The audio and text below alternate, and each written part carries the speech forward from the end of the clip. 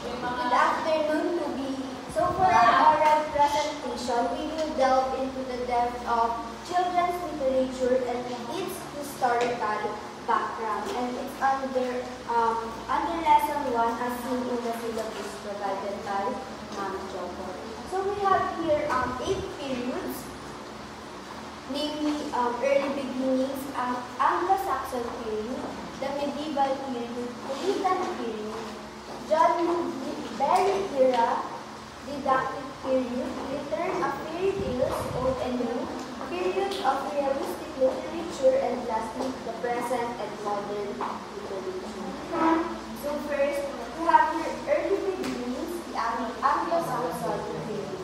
So Anglo-Saxon tribes are one of the members of the Germanic tribes who inhabited most part of today's England and Wales on the 5th century. Meaning to say, sa Anglo-Saxon tribes nagsimula ang history ng children's literature. So we have here Aldhelm. He is an abbot of Malmesbury and bishop of Shernon. He wrote the first lesson books for children. So yung lesson books dito, it is used for teaching morals and values. An example of a lesson book that Aldhelm wrote is the De Septenario de Legis Enigmatibus Appellum Redus. So ito, isang book lang siya, pero ganito kahaba yung title niya. It contained the meaning and use of the number 7 in the Bible, riddles and puzzles written in Latin which children were asked to solve. So here sa the Septenario, it is a long essay wherein Aldhelm assigned 1,500 writing samples for children. And Aldhelm used question and answer form, or he wrote it in poem form in all his manual. Next, we have here the second period, which is the medieval period. We have here Book of Curtis, written in 1477 by William Caxton. So, based on its title, Book of Curtis talks about the basic courtesy on how children will behave. How children will behave in their everyday lifestyle. So it also supports the values in which they need for their studies and their everyday living. Next, under the medieval period, we have here baby's book. Pero sa ibang reference, yung book is book. It's called as book. So it contains rules of behavior for boys who change to be knights during the age of chivalry. So dito na sa baby's book, ang subtitle is Manners and Meals in the Olden Times. So basically, it is written for boys kasi it is believed that boys behaves parang mas mahirap sila i-handle compared sa girls. Noong medieval period. Because they are trained sa Next, we have here the ABC books. It is written in the 16th century. ABC books are also called as primers. These are the books used for private devotion during the prime hours in Anglican churches. Henry VII ordered the printing of both Catholic and Protestant primers, which contain the alphabet and the Christian principles. So, as we can see here, ABC books are also called as primers because it came to be applied, or ABC books are applied as the first books of children in school. So, the first books are called primers. Ito yung parang foundation ng mga bata when they are studying. Next, we have horn books. It It appeared towards the end of 16th century.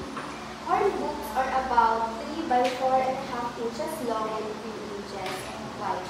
It contains capital letters followed by vowels and consonants. The Lord's Prayer was printed at the bottom. So dito,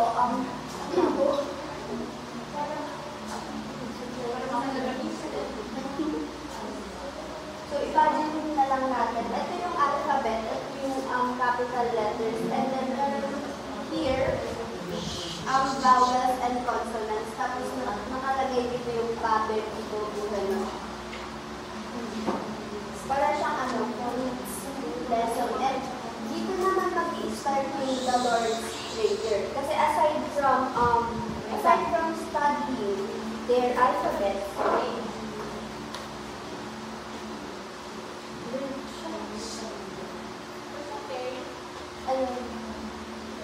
ito yung capital letters, tapos or the full alphabet. Tapos ito yung sabi dito, Our Father, hallowed be thy name.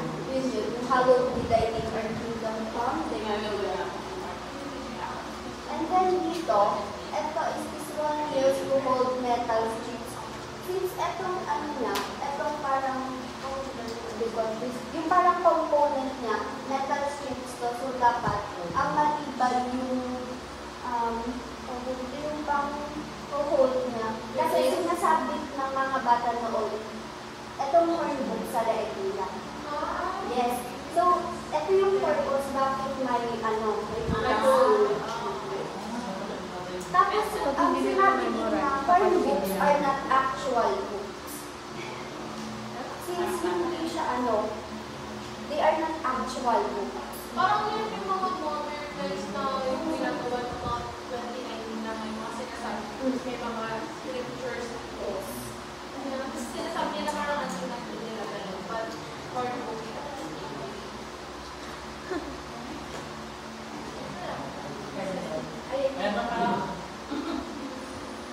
So the paper used for this was covered with a transparent foil, hence the name horn books. Pero the transparent foil hindi indicate where nila kinuha or kung anong parang material or kung anong material mismo yung horn book. Horn books are also used to teach the alphabet, wherein makikita here, and combinations of letters as well as to continue religious instruction. So horn books are used wherever they go. It is used to ensure that children are learning even if they're not in school. Next, under the medieval period, we have chapbooks. Chapbooks are single sheets of paper printed on one side only. It contains ballad of Robin Hood. So, this is an example of a chapbook. So,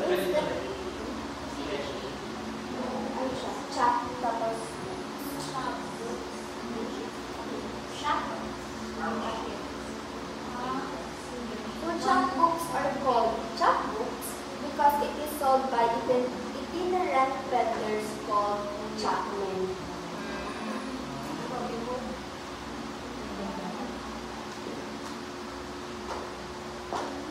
So Charles Perrault in 1697 published his collection of tales entitled Comtes de Mere Eloy, or Tales of Modern. Translations of these tales were published separately as chapbooks in England. So chapbooks are published in order for the children to read because the life before we all know that the life before or the money, it is hard to earn money. Yeah.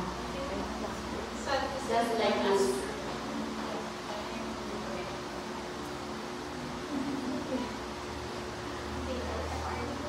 The third period,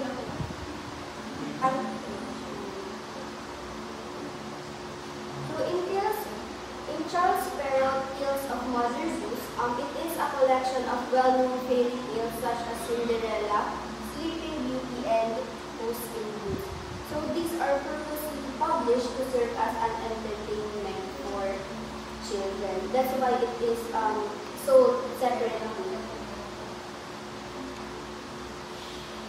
Next period, which is the Puritan period. In England and America, books for children were influenced by Puritan ideas. And what do we mean by Puritan ideas? It means to say that the books that was supposedly for or intended for children are not totally intended for children, because Puritan ideas focuses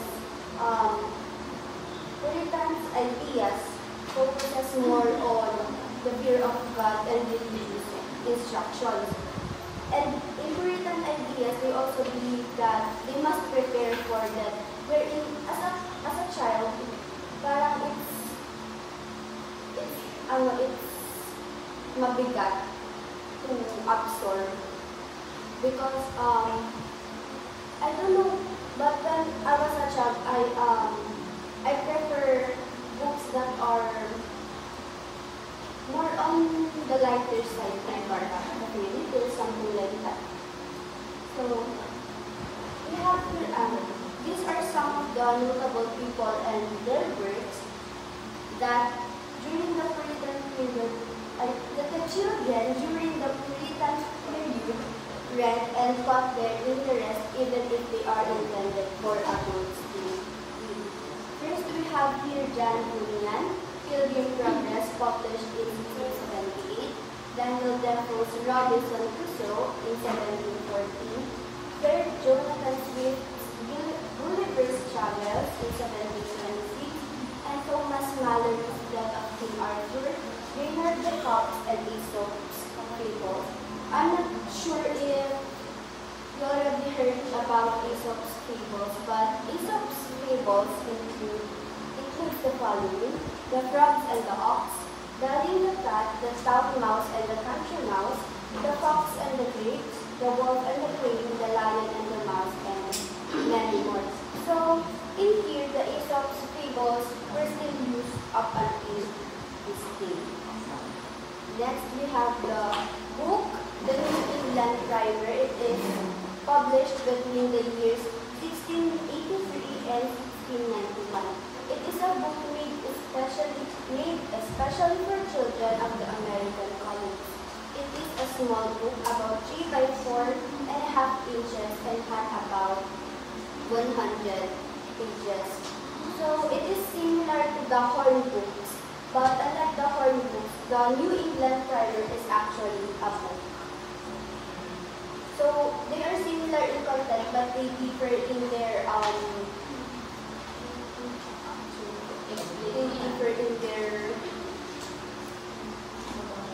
Basta detail. Yeah. More. They differ in each. Yeah. Next, we have here the Orlis and Swallow, or Orlis Pictus. The World in Pictures. It is invented by Johann Amos Comenius, Bishop of Moravia, in 1653. Orlis and Swallow, or Orlis Pictus, is the first picture illustrated book.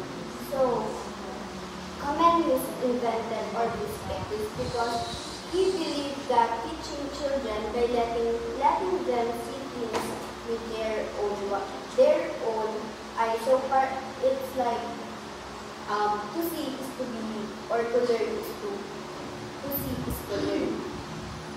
The book Orlis and Swallow, or Orlis Pictus, was originally written in Latin and German, but was later translated by Charles Cook in England in 1664. Next, under Puritan period, we have here the 17th to 18th century books. Books in the 17th century stressed religion and morals due to the rise of Protestantism. So, like the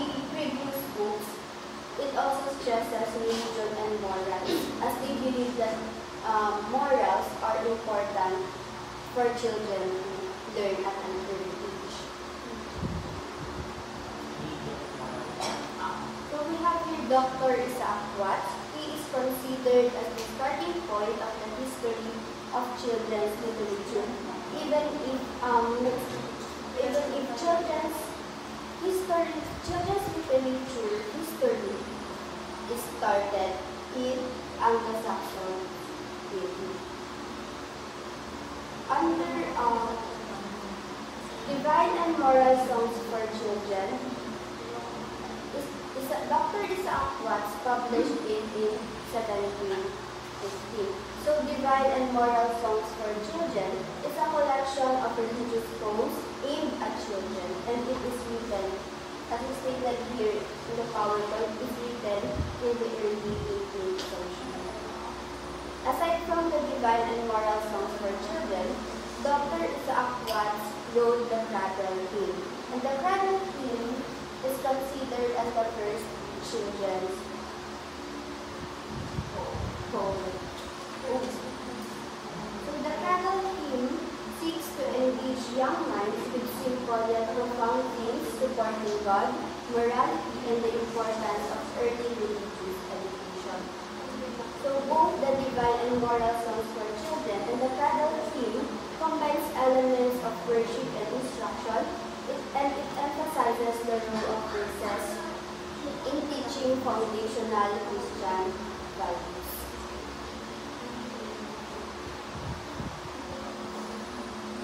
And the fourth era is John Newbery era. John Newbery is considered as the father of children's literature, as he is the one who conceived the idea of publishing books for the enjoyment and entertainment of children. Unlike the previous books that is stated, Newbery's books, or he wants children to enjoy and be entertained aside from learning morals and religious beliefs, something like that. So during the era of John Newbery, he wrote Little Pretty Pocket Book in 1744. It is the first book that can be truly called a child's book. Next, we have here Mother Goose Melody. It is a collection of nursery rhymes. And the Newbery Award, it is an award for the most distinguished children's book. And up until this day, it is still awarded to different literature that met the standards of what a children's book should be.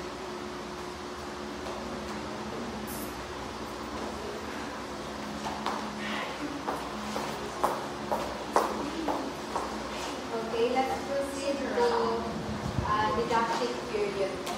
So, didacticism is a literary movement encompassing written works that both instruct and entertain. So, the word didactic, guys, is it means designed or intended to teach. So, the word derives from the Greek didaktikos, meaning skilled in teaching. So, didacticism has its roots in oral traditions in which parables and myths offered listeners a source of entertainment along with moral lessons. So, here are the types of the didactic works. So, didacticism appears in every kind of writing. There's children's literature, essays, fables, and fairy tales, fiction, mythology, non-fiction, plays, and poetry. Poetry and verse. So,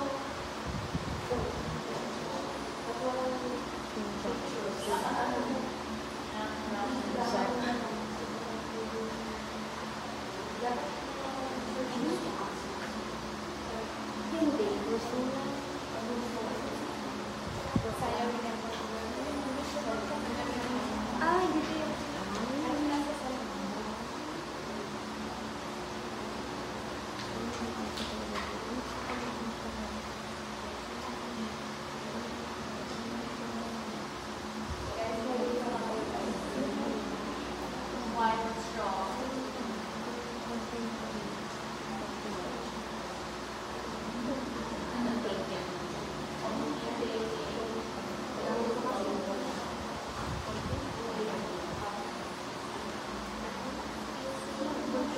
So, this is Jean-Jacques Rousseau. So, he was the most influential author during the didactic period.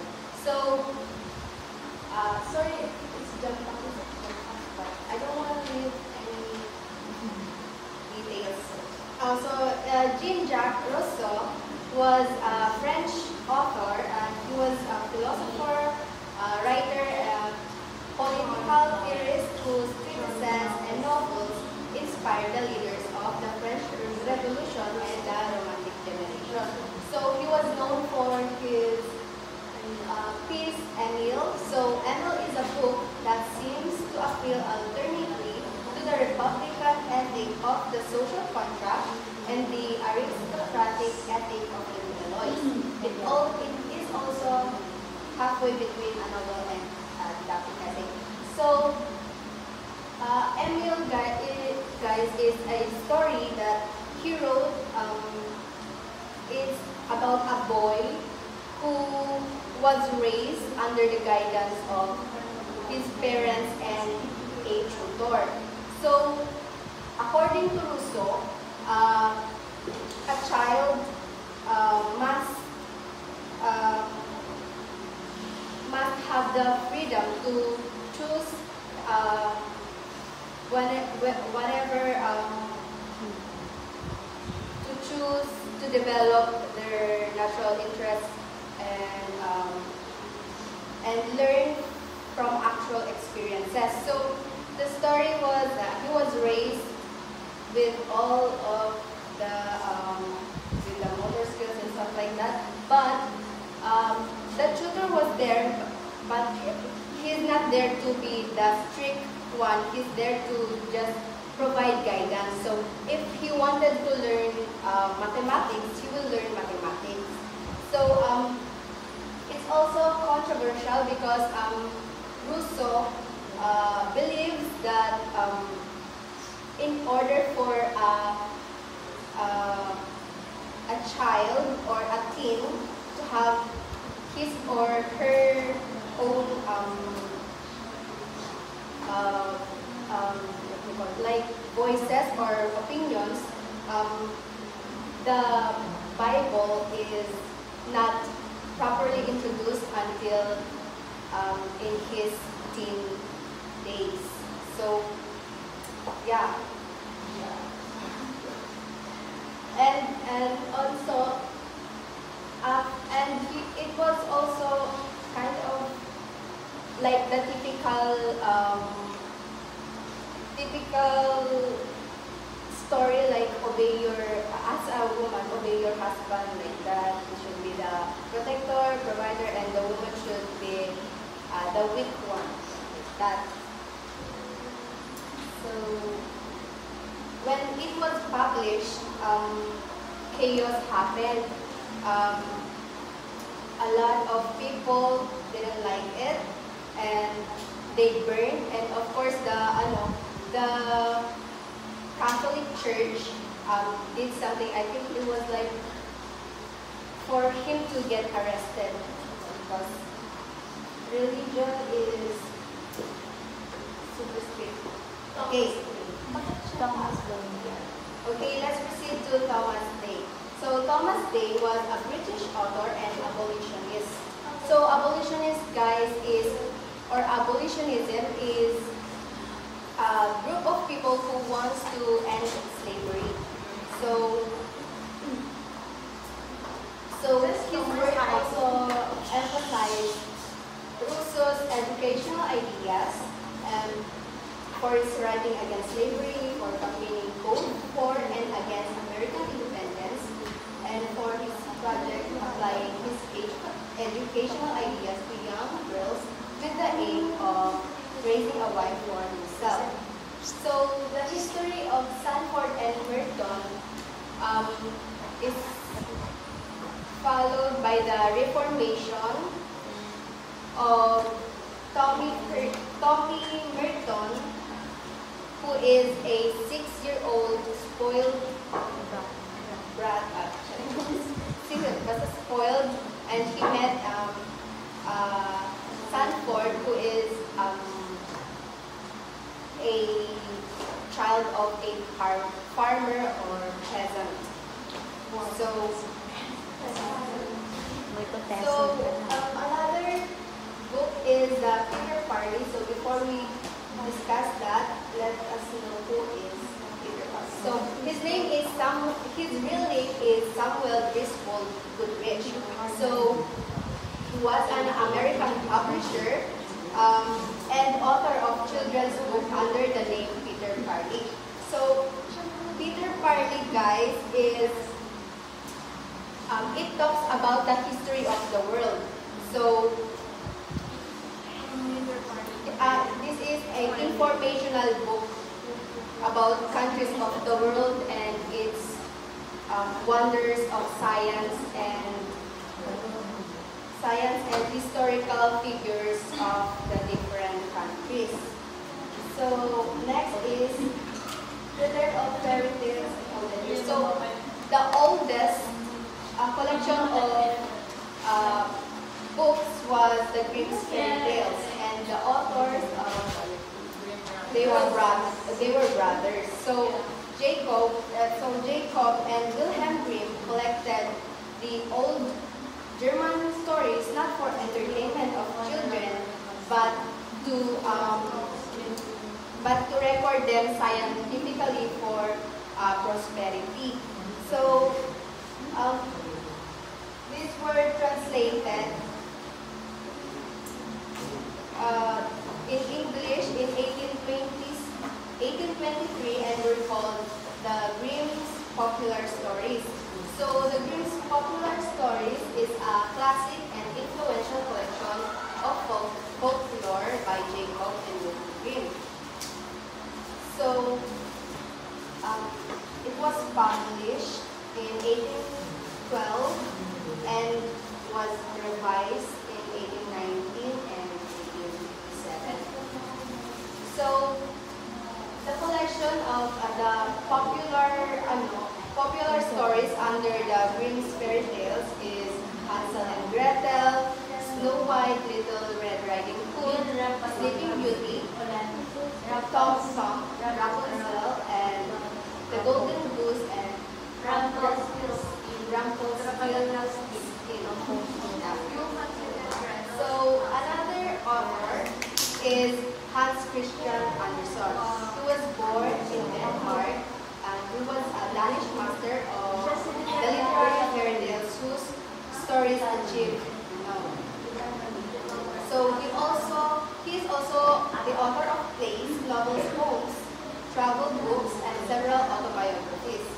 So while many of those works are almost unknown outside Denmark, his fairy tales are among the most frequently translated works in all literal history. So, ang mga na-publish niya na mga fairy tales, guys, is Emperor's New Clothes, The Red Shoes, Little Mermaid, Thumbelina, and Ugly Duckling, The Snow White, and The Princess and the Beast. So, I'm sure at least one story are familiar with you guys. So, another author is Edward Swift. So, he was born in Italy. In London and died in Italy. So he was an English landscape painter who is more widely known as the writer of an original kind of nonsense verse and as the popularizer of the lyric. So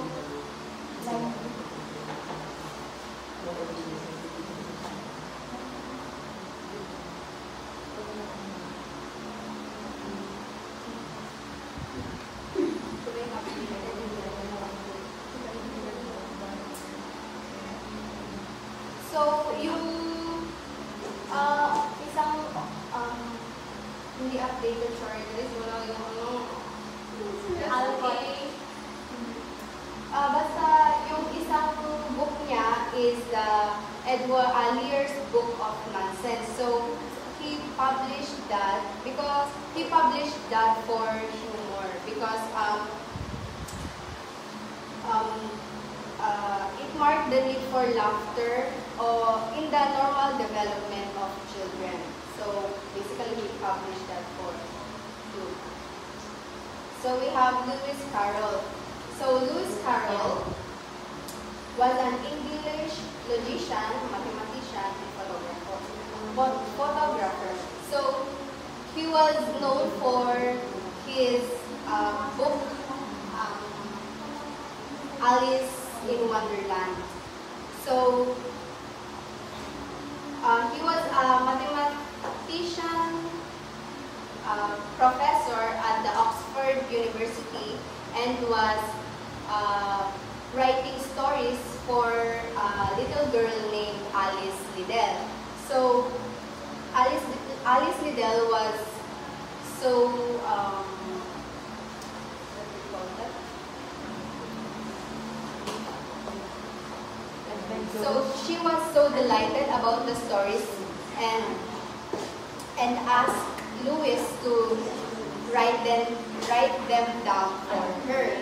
So he wrote them down and named it after her, which is Alice in Wonderland. And the sequence of that is also through the looking glass. Yeah.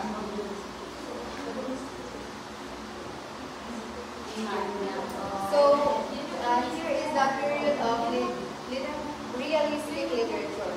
So what is literary realism? Literary realism is a literary movement that represents reality by portraying mundane, everyday experiences as they are in real life.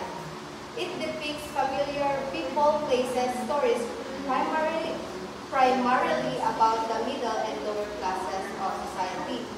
So, literary realism seeks to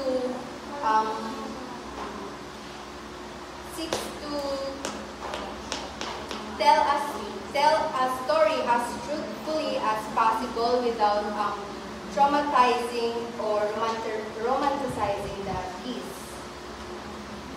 So, here's the words in the realistic literature. So, stories of boys and girls in simple home situations, stories of adventure, of brave men and women, history and growth of the countries, the wonders of nature and science. So, one of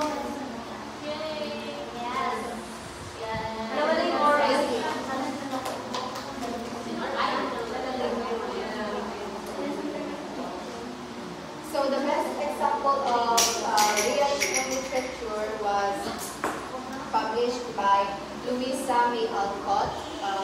She was born in Germantown, Pennsylvania, and she was an American author for her children's book, especially the classic Little Women. Yeah. So Little Women was written in 1868. So this is the story of four little girls with their pretty quarrels and their affection and courage